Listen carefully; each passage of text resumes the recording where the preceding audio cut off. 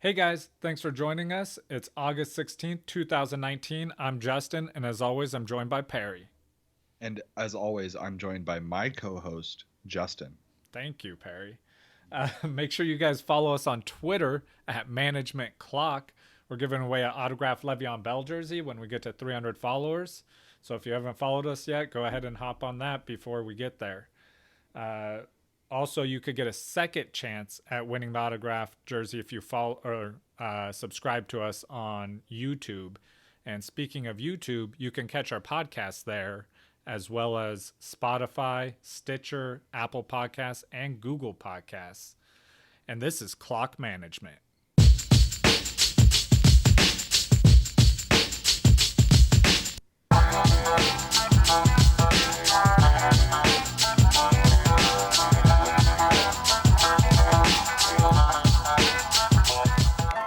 Well, welcome back, guys. This is our Friday news episode. So, we're having a beer, of course. Of course.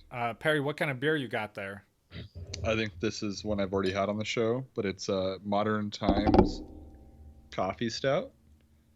It's delicious. Delicious.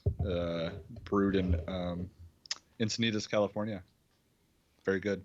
Yeah, I think the first episode you had, if I remember correctly. And yeah, I'm finishing my 4-pack tonight. Not really known for my memory, so I could be wrong. I am drinking a German chocolate cake ale. Wow. It's called Dark Persuasion.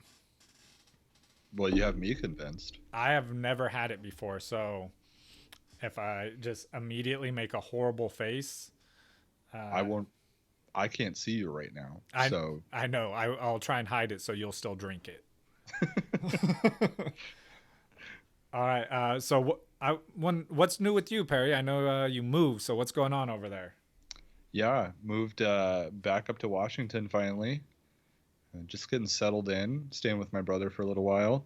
He has a daughter, it's almost 2 years old, so it's kind of fun living with a little kid. All she wants to do is play, and it's like, okay, I'll play. So Nice. yeah, she loves to come see what's going on with Uncle Perry on the computer, and then she looks at it and is like, she has no idea what she's looking Yeah, at. she's like, where are the games? Yeah. How about you? What's going on? So my wife actually just went to visit an old friend of hers in Salt Lake City. So I got the house to myself, which means I get to watch some scary movies. I'm pretty All right. excited about that. What are you watching? Well, I'm gonna start out with the little what was it? Octoshark versus whale wolf. Octoshark versus whale wolf. Pretty stoked for that.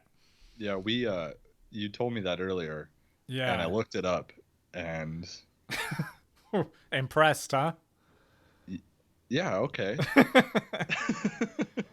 And then I'm gonna follow it up with Brightburn. Like something a little more lighthearted towards the end of the night. Right, yeah.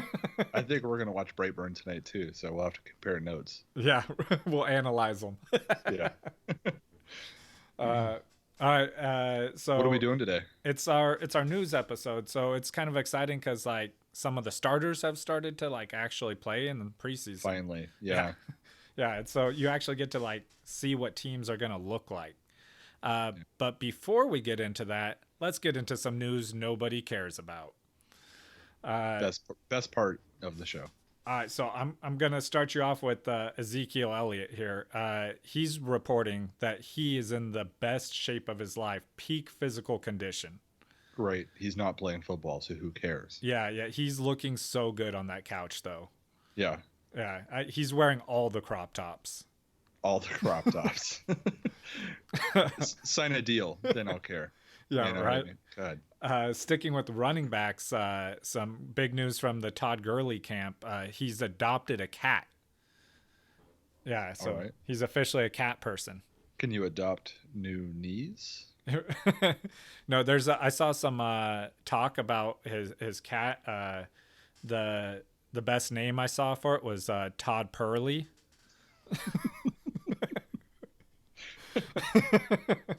Yeah. I was like, that's pretty If he good. doesn't name his cat that, I'm going to name the next cat I get Todd Purley. Right? Yeah. I feel like your wife might name her fantasy football team that. Ooh. Yeah. Kinsey. Kinsey loves cats. And then we're going to get into some food news here that is related to fantasy or to football. Debo Samuels, the 49ers rookie wide receiver, went out to Mhm. dinner at Kyle Shanahan's restaurant with the entire team and got stuck with a $13,000 bill. I hear about stuff like this every year. I, Rookie hazing. right? I feel bad for them. I'm like, he hasn't got paid yet. Oh man, $13,000 bill. Yeah, and at the coach's dad's restaurant. Yeah. Seems kind of messed up. I, Wow. you're, good thing I caught myself there, almost swore, and Sean's not here today, so that would have been rough. Yeah. Also, Stefano Tedici, who also goes by the name the Sports Chef, he just filed a lawsuit against Antonio Brown, claiming that he owes him $38,000 for meals. Always with Antonio Brown, man. Gruden asked for it. He needs the drama. You know, I have Antonio Brown on my team. I'm reporting. I do not need the drama. No drama. Don't need it. And that's all I got for news no one cares about. So let's get into some of this preseason news, man. Yeah, finally, week 2, like you said, some starters actually getting out there. We can actually see how things are going to pan out a little bit. Next week is the big week, obviously, week 3. That's when most starters will actually play at least half the game. So we can really get a good look at it. But not necessarily preseason news, but Josh Gordon, wide receiver for the Patriots, incredible talent, has had issues with substance abuse within the league, has been suspended since December of 2018, was just reinstated by the NFL, which is fantastic news for him. I wish him the best. He's a really, really good wide receiver. I think this is really good for the Patriots. Not that they need more help winning Super Bowls, but if he can stay clean, I fully expect him to be a very, very productive wide receiver, and probably should be owned in fantasy. Absolutely. Like I was this is definitely bad for Julian Edelman owners. Yeah, probably. I still think Julian Edelman should be played and started, I think but both of probably them are owned at this point. Like I think if Gordon comes back, as he looks like he is, with no issues, like I could see him being like a wide receiver, like a good flex play. Absolutely. Yeah. I think Edelman's still the number 1 receiver there. But yeah, I think it hurts Edelman. Yeah. Which sucks because I drafted him in our main league. Yeah. Yeah. But happens. What can you do? Hey, my wide receiver has icicle feet, so you know. Mr. Freeze. Mr. Freeze. Next piece of news: Derwin James, second-year defensive player for the Chargers, had a injured foot, is all it's saying right now, but he's going to miss significant time. I know we don't talk about defensive players very often, but this guy is very good. And losing him moves the Chargers down a little bit for me. I know, again, we don't talk defenses very often, but it's something to consider when you are trying to decide which defense to pick up, that they're missing their star player. I really hope he gets back soon.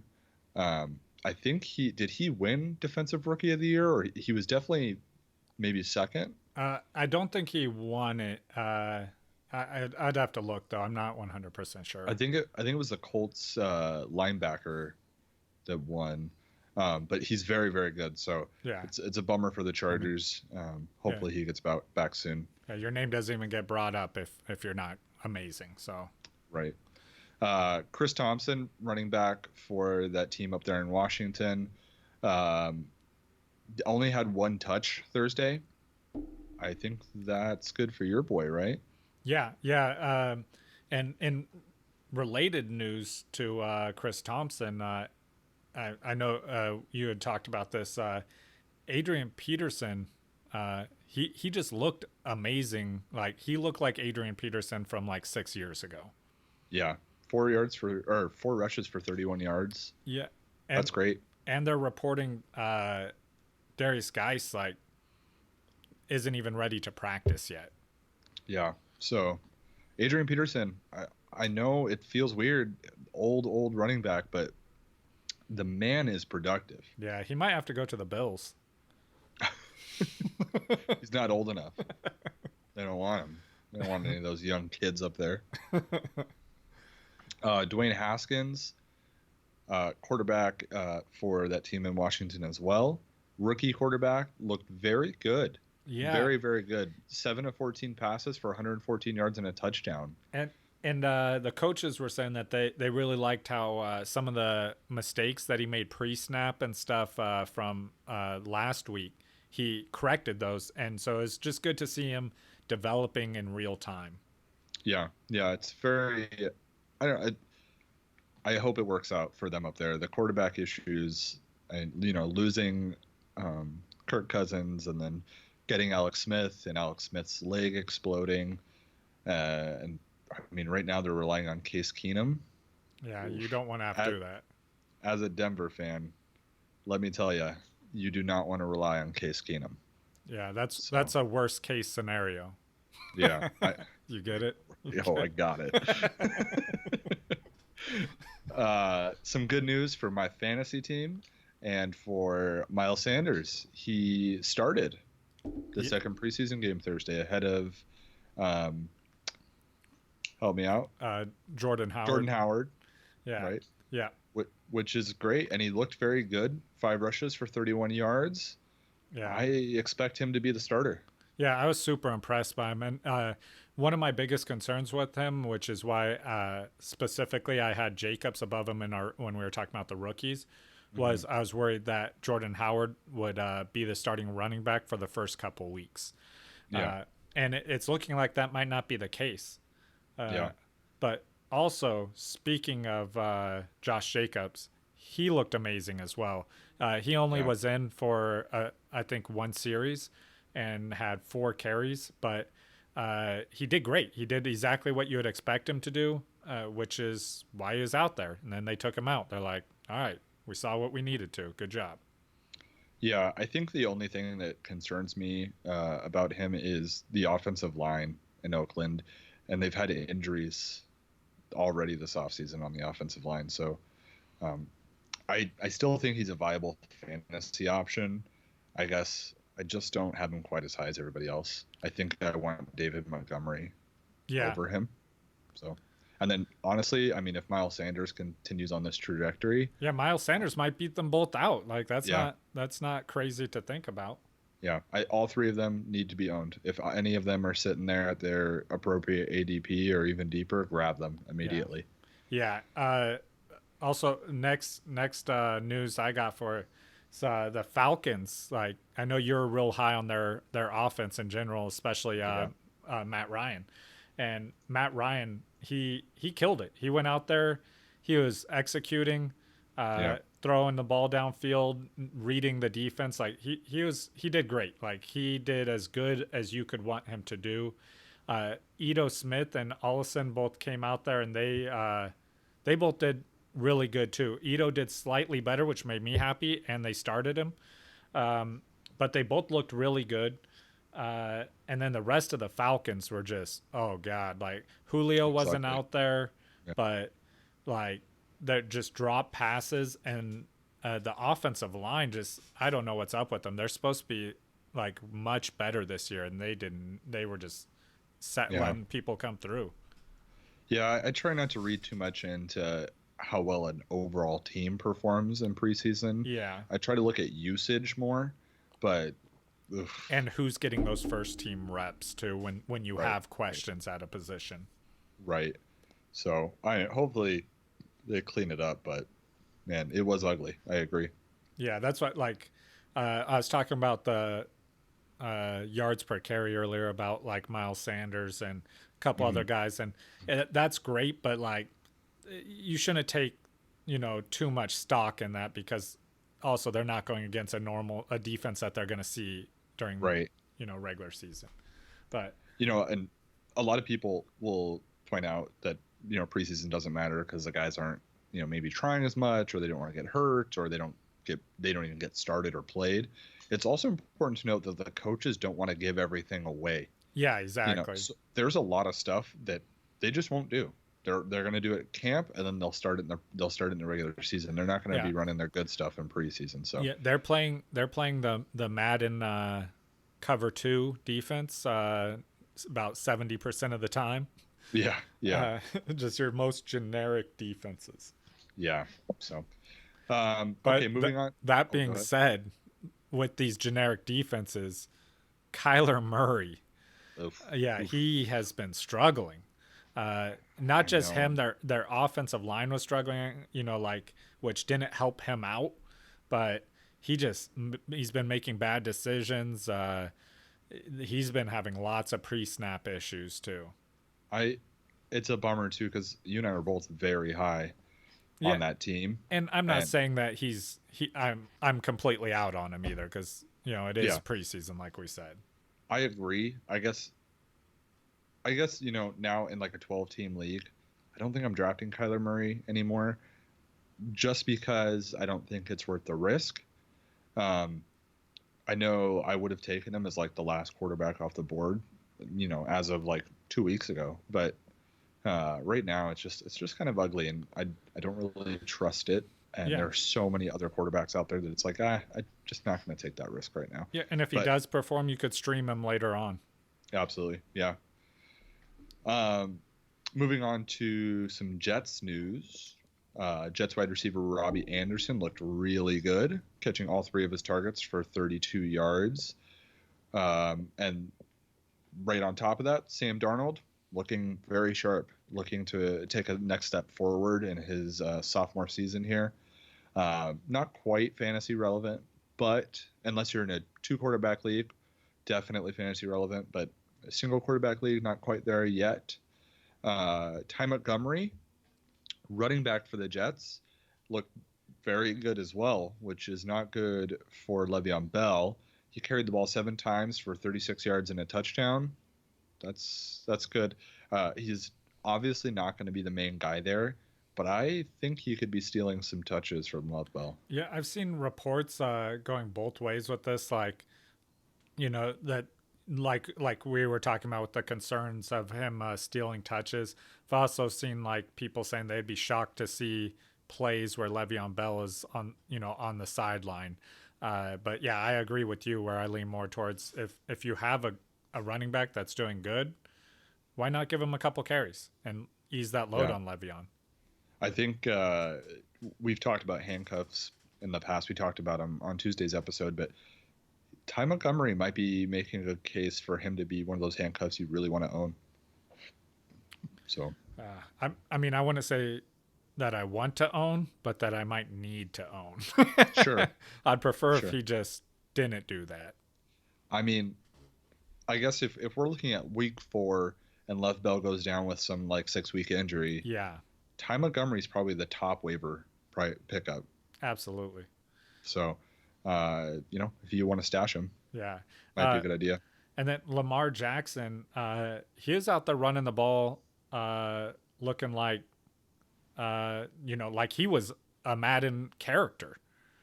Yeah, man, Uh, he looks good. yeah, he did that. He had a pretty sweet, like, I'm pretty sure it's the back left joystick on Madden, where he kind of stalled and then took off, and the defender just missed, and then cut up field and hurdled the next defender to get in for the end zone. Yeah, It looked great, and that's why you love him, because that running ability, that's going to get you the value in fantasy football. Uh, but at the same time, it's a concern that, like I said from our quarterback episode, that he could get injured. Like, you can only take so many of those hits as a quarterback. yeah, that's the risk, man. Uh, Luckily, I think if you're taking him, you already you're already not expecting like great things from your quarterback, just for how late you've probably got him. So if he does get injured, you can probably pick up any number of guys that'll help, be able to fill in there. Hey Justin, Yep. do you feel the need? Oh no, I Are you haven't. sure? I haven't felt it in so long. You don't feel the need for Snead? Oh God. Oh Willie Snead, Baltimore Ravens wide receiver. He caught a pass for 17 yards. Willie Snead used to be pretty relevant. So, yeah, that was more because of the offense he was on. you think? I mean, it was the offense that just threw the ball for like I think it was around 8,000 yards that season, somewhere in that ballpark. How big does your league have to be for you to draft Willie Snead? Oh my. 14? I've never 16? been in a 22 person league before, so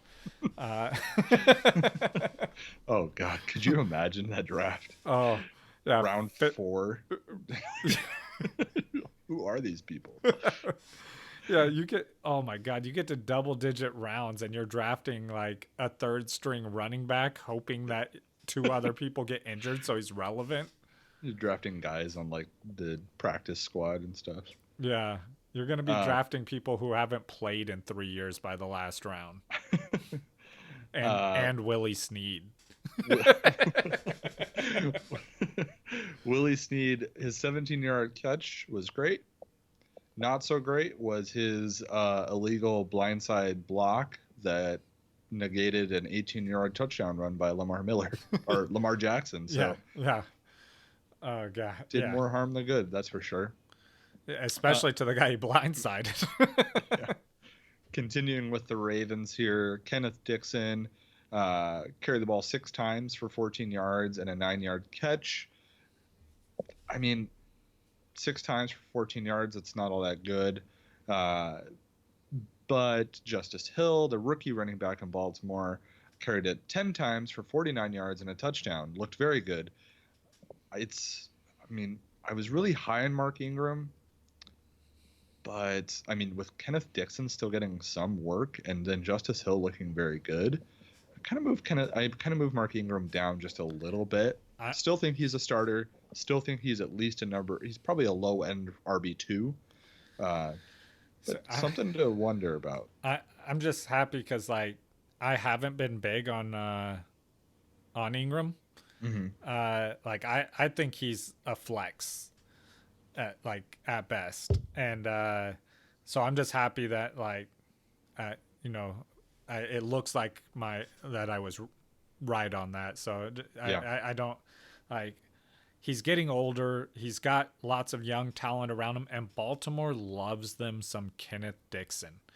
God, right? I don't know why he refuses to play a full season, and it's almost like it's not just injuries. He gets in trouble. Yeah. Well, he's averaging 3.5 yards per carry this preseason, so I don't know, man. So he should be their starter week 1. I do believe that if Mark Ingram goes down, Justice Hill's actually probably a pretty good flex play. Yeah, I really like Justice Hill. If you're in a dynasty league, and that's a great person target. It's like I said, what's his name? You're just talking about him. We were just talking about him. He's getting older. Sanders? No. Adrian Peterson. No, the running back there. My brother. The running back in Baltimore. My brother's getting older. Are you sure it's not him? Your brother is way past running age. Kenneth Dixon. No. Mark Ingram. Mark Ingram. There we go. I know. I'm like, we were literally just speaking about him. But Put your beer down, Justin. No. So he's getting older though. So the young talent's there, and like I said, Kenneth Dixon he refuses to play a full season. So why would you not want Justice Hill, who looks great, is young, on a young team that's like building? It's just he's gonna have a future. Definitely, totally agree. Moving away from them though, Cam Newton for the Carolina Panthers, he had the shoulder injury last year. That's a big concern with him. And they're reporting that he's been just throwing the ball, having no problem throwing it downfield, throwing it deep. So that's great to hear. Yeah. I'm excited to see him play a couple series and see it in action, though. Which of those two wide receivers down there do you like? Oh man, uh, I I started out with DJ Moore, but now I'm leaning more towards was it Curtis Samuels? Yeah. Yeah, yeah, I'm leaning more towards Curtis Samuels now, just because all the reports and beat writers I've been listening to, all of them are expecting him to outperform DJ Moore, and they're watching them play compared to me just reading the article. So I'm gonna have to trust them. Yeah, I think I agree with you. I usually err on the side of the beat writers. So, Geronimo Allison, wide receiver for the Packers, looked really good. I mean, he looked like the best wide receiver on the team, to be completely honest with you, in the preseason game on Thursday, I believe. He only had 3 targets. He caught 2 of them for 29 yards. But I think we're pretty much set here. Geronimo Allison will be the number 2 wide receiver for the Packers. I do not think that Marquez Valdez-Scantling he'll be the number 3 for sure. So Are you putting your name on that? yeah, putting my name on it. Your entire reputation is being put on the line. Okay, I feel like the line can hold that reputation pretty well. Yeah, and if it doesn't, then it'll be quick to rebuild it. Yeah, I don't think anybody will know. 2 weeks. 2 weeks later, rebuilt. It's rebuilt. Thank goodness. And then Dante Moncrief, wide receiver for the Steelers, had a broken finger, missed 6 practices. He was back at practice. He says it's not bothering him. He didn't bother him when it happened. Caught 3 touchdown passes at practice. That's great. I think he's a number 2 wide receiver for the Steelers. And if anything, Dante Moncrief can get in the end zone and he can score. So, hey man, if you're in a 3 wide receiver league or you need a deep flex or something like that, I think Dante Moncrief right now, that's a great place to have him. And if he ends up as a wide receiver 2 by the end of the season, I don't think that's crazy. I wouldn't be that surprised. Would you? Vance McDonald's the wide receiver 2 there, just to be clear. A wide receiver 2.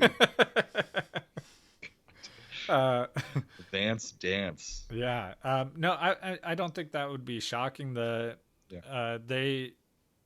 Steelers usually produce 2 wide receivers that are viable options.